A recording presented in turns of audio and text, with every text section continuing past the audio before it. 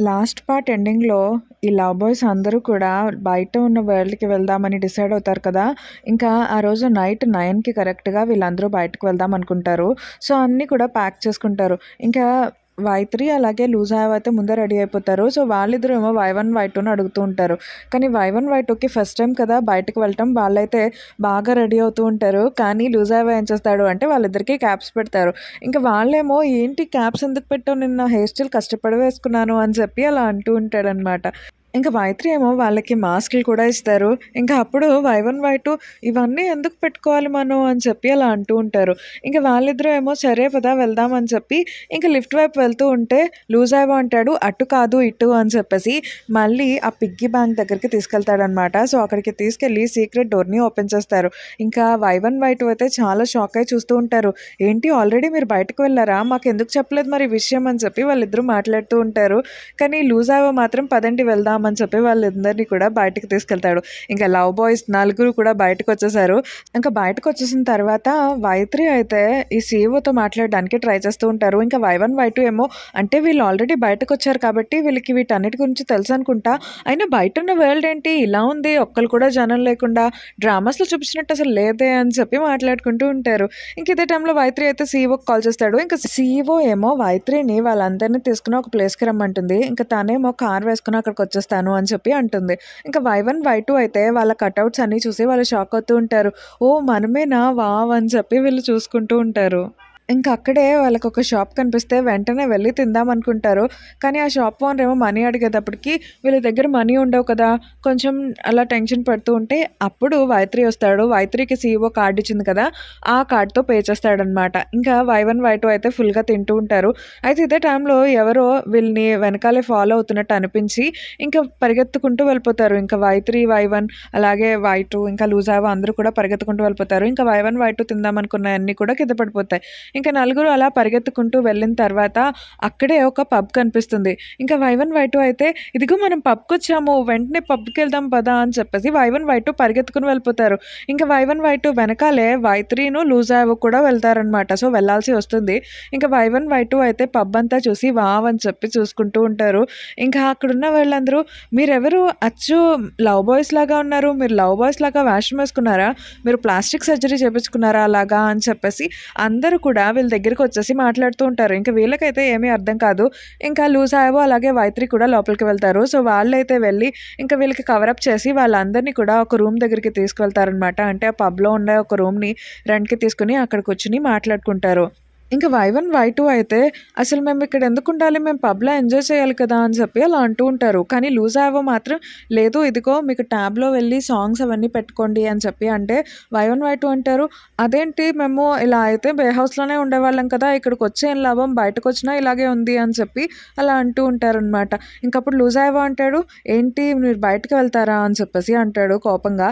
ఇంకప్పుడు వై1, వై2 ఏమో లేదులే అని చెప్పి వెళ్ళి కూర్చుంటారు. ఇంక ఇదే టైంలో అక్కడికి సీఈఓ అలాగే ఈ కేలి ఇద్దరు కూడా వస్తారనమాట. ఇంక సీఈఓని చూసిన వెంటనే వై2 అయితే చాలా ఎక్సైట్ అయిపోయి సీఈఓ దగ్గరికి వెళ్తూ ఉంటాడు. కానీ కేలి వచ్చేసి తను వై3 గర్ల్ ఫ్రెండ్ దూరంగా వెళ్ళు అని చెప్పేసి వై2కి అంటుంది. ఇంక అప్పుడు వీళ్ళు షాక్ అవుతారు. అదేంటి వీళ్ళు ఎలా ఫ్రెండ్స్ అయ్యారు అని చెప్పి. ఇంక సీఈఓ అలాగే వై3 లోపలికి వెళ్తారు.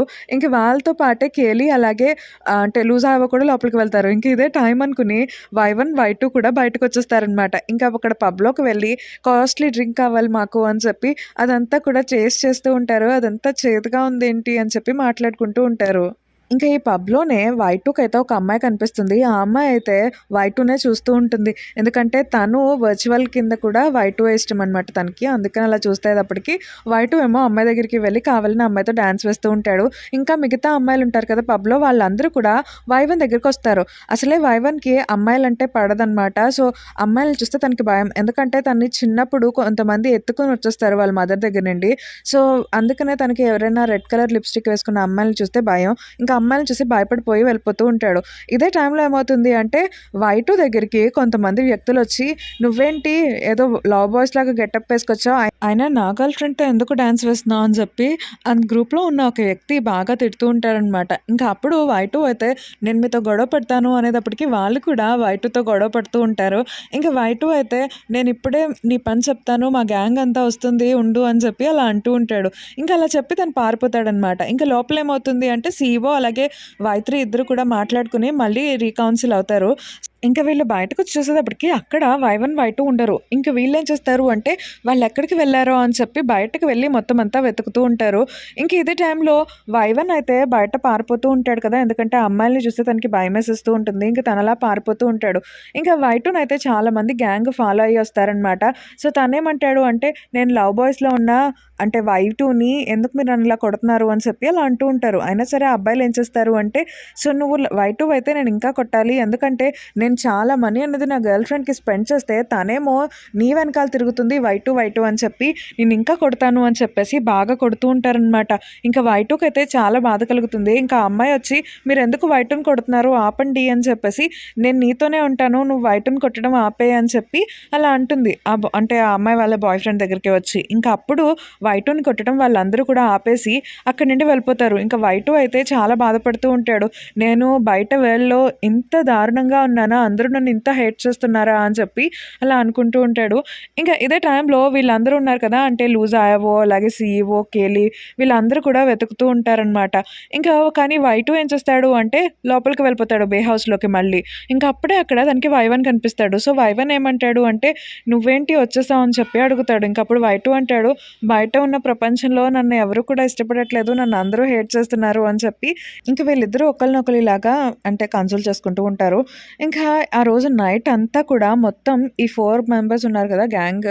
సో, వీళ్ళందరూ కూడా వెతుకుతారు. కానీ వాళ్ళకి ఎక్కడ వై1, వై2 కనిపించరు.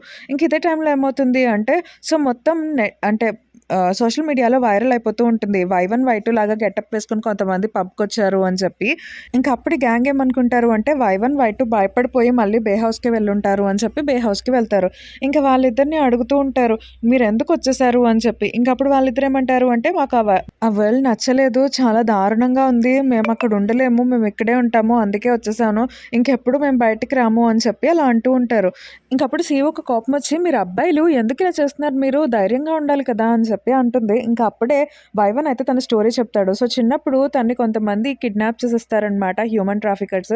అప్పుడు ప్రెసిడెంట్ జూ వచ్చి తనని కాపాడతాడు. ఇంక అదంతా చెప్పి నన్ను ప్రెసిడెంట్ జూ కాపాడాడు అని చెప్పి అలా అంటూ ఉంటారు. ఇంక అప్పుడు సీఈఓ అంటుంది అసలు ప్రెసిడెంట్ జూకి నువ్వు అక్కడ ఉన్నావని ఎలా తెలుసు? తనే నిన్ను కావాలని అలా కిడ్నాప్ చేసి ఉంటాడు అని చెప్పి అలా అన్నా సరే వీళ్ళిద్దరూ నమ్మరు. అంటే ప్రెసిడెంట్ జూనే మంచోళ్ళు అని చెప్పి అనుకుంటూ ఉంటారు.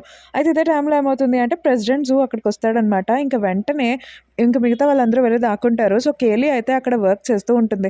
ఇంకా కేలీని ఈ ప్రెసిడెంట్ జూ వాళ్ళ అసిస్టెంట్ అంటే లీనా వచ్చి కేలీ నువ్వు ఇప్పటిదాకా చాలా బాగా వర్క్ చేసావు. చాలా థ్యాంక్స్. నీ వర్క్‌కి మేము అయితే ఎప్పటికి కూడా హ్యాపీగా ఫీల్ అవుతాము అని చెప్పి ఇలా అంటూ ఉంటుంది. ఇంక అప్పుడు కేలీ అంటుంది అదేంటి మీరేమన్నా నన్ను ఫైర్ చేసేస్తున్నారా ఏంటి ఇలా మాట్లాడుతున్నారు అని చెప్పి కేలీ అంటుంది. ఇంక దానికి ఈ లీనా అయితే అవును ఇంక నీ అవసరం ఇక్కడ లేదు బే హౌస్‌లో.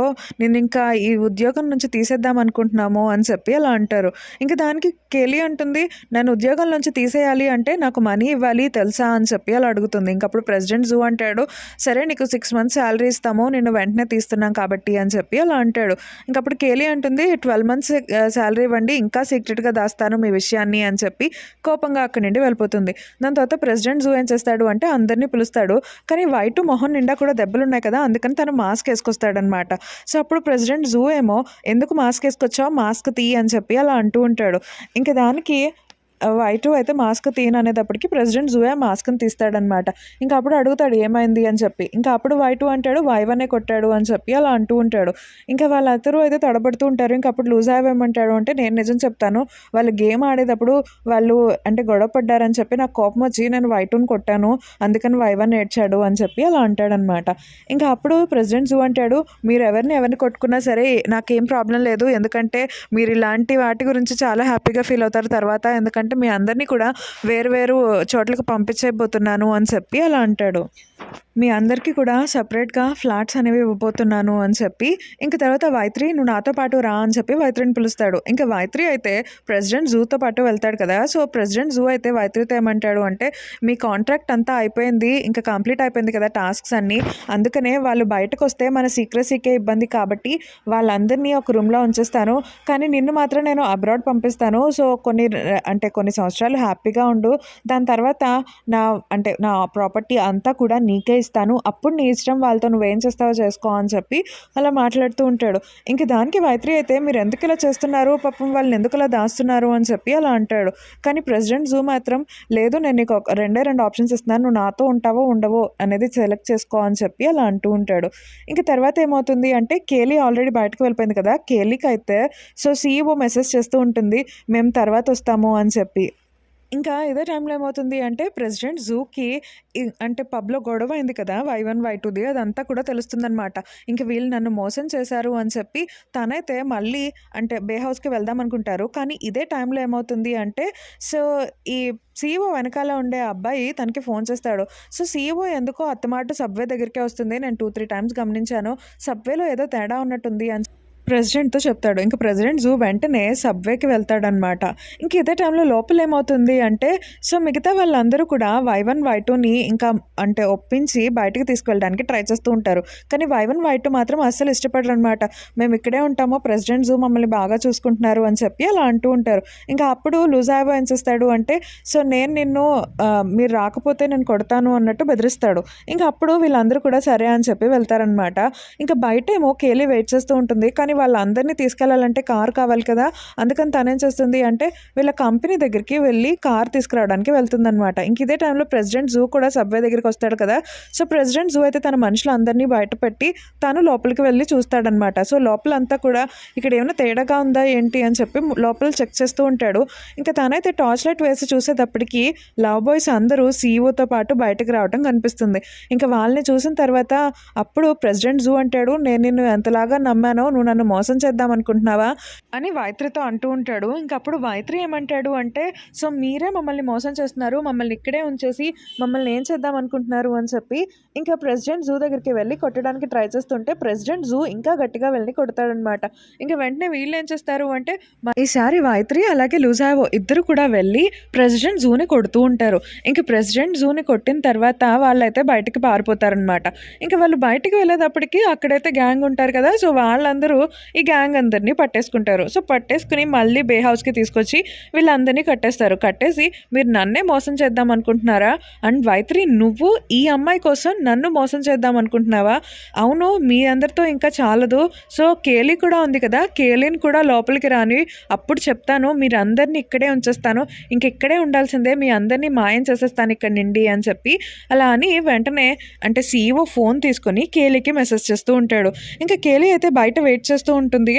సీఈఓ వస్తాడేమో అని చెప్పి అప్పుడే కార్ వేసుకుని వస్తుంది. ఇంకా సీఈఓ ఫోన్లోంచి దానికి మెసేజ్ వస్తుంది. లోపల మాకు కొంచెం ప్రాబ్లం వచ్చింది. నువ్వు కూడా రా. మేము ఇంకా కొంచెం డిస్కస్ చేసుకోవాలి అని చెప్పి అలా అంటారనమాట. ఇంక వెంటనే ఇంకా కేలీ అలాగే సీఈఓ వాళ్ళ అసిస్టెంట్ ఇద్దరు కూడా ఏం జరిగిందో అని తెలుసుకోవడానికి వస్తారు. ఇంకా లోపలికి వచ్చిన తర్వాత అదంతా చూసి ఇంకా అప్పుడు పారిపోదామని ట్రై చేసినా వాళ్ళు పారిపోలేరు కదా! వాళ్ళిద్దరిని కూడా కొట్టేసి ఇంకా లోపలే బంధించేస్తారనమాట. ఇంకా బంధించేసి వీళ్ళందరితో చెప్తూ ఉంటారు, మీరందరూ కలిసి నన్ను మోసం చేద్దాం అనుకున్నారు కదా! మీకు ఇంక ఇదే గతి, ఇక్కడే ఉండండి అని చెప్పేసి వాళ్ళందరినీ అక్కడ ఉంచేసి వెళ్ళిపోతారు.